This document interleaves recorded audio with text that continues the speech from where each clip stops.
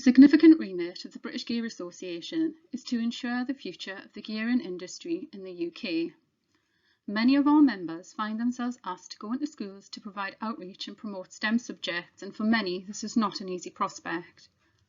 The BGA are regularly asked to help with this, and in response the BGA have worked with NUSTEM at Northumbria University to develop a workshop to be delivered to children supporting the primary national curriculum for gears, pulleys and levers. This initiative is an off-the-shelf kit that any engineer can take into a school to present a session on gears. This is a great opportunity for engineers and technicians to build links with their local communities, develop their communication skills and make a positive contribution to children's engineering knowledge. In this video, we will run the session as though presenting to a class and include any tips to use for those unfamiliar with working in a classroom environment. So before we start proper, let's just take a moment to talk about the primary gears class.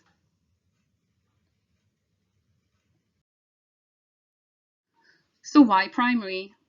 Children make career-limiting choices early in their school careers.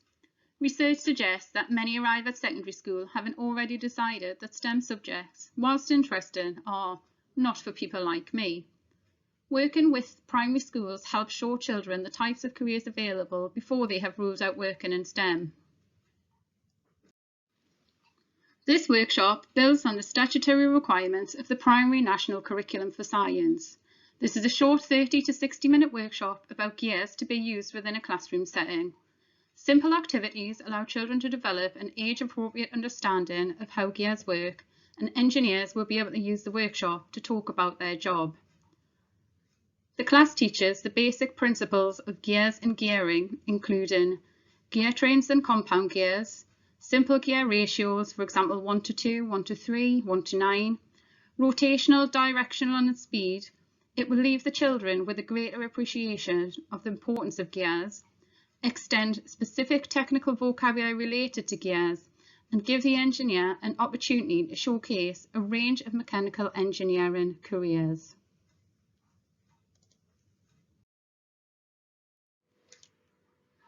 To deliver the workshop to a class of up to 30 children, you'll need a specific gear kit available to BGA members completely free of charge. The kit contains a PowerPoint presentation which includes animations on calculating gear ratio, gear kits for the practical activities, and construction guides and ratio worksheets. It would also be helpful if the leaders can bring in examples of gears as used in the workshop leader's field of work. We are aiming to get this programme into as many schools as possible. If you would like to support this initiative by presenting a workshop at your local primary school, please contact the BGA office. So with that, let's get on with the session.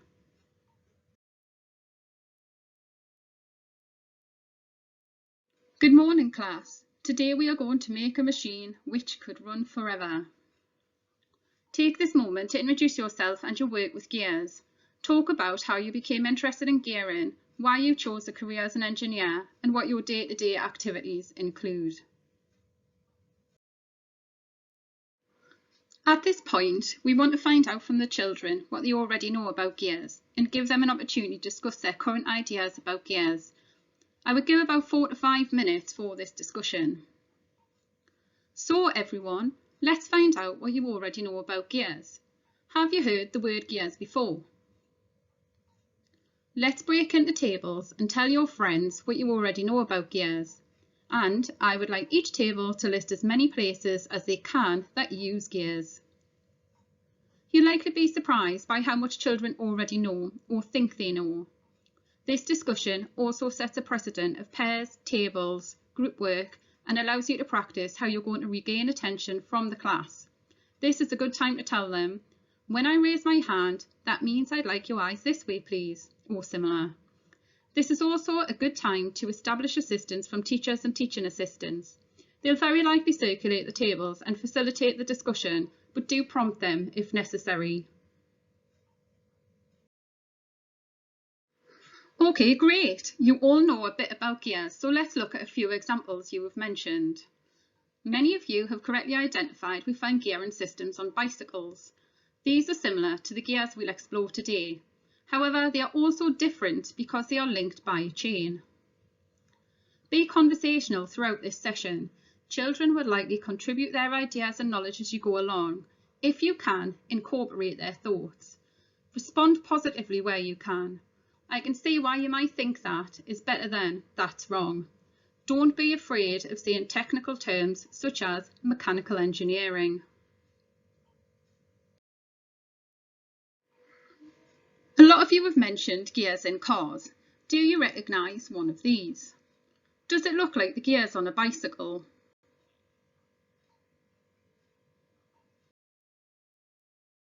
The gear lever in the previous slide actually controls the gearbox, which we can see here. The gearbox allows the car's engine to drive the wheels at different speeds. You might have noticed your adults changing gear when they drive around town. When a car gets faster, your grown-ups might change gear. You will notice here that I have used words grown-up and adult as opposed to parents or mum and dad. Remember to consider inclusivity and diversity when you are presenting. The final example we are going to look at is an analogue clock. This clock has hands that are driven by a motor. Can you see all the gears inside? Gears are used to turn or rotate the hands at different speeds, depending upon if the hand is recording seconds, minutes, or hours. Mechanical clocks are a really useful example to show how gears can make different parts move at different speeds. It's clear to everyone that a clock with hands which all move at the same rate would be useless. If there is an analogue clock in the classroom, use this as a live example of how the hands are moving at different speeds.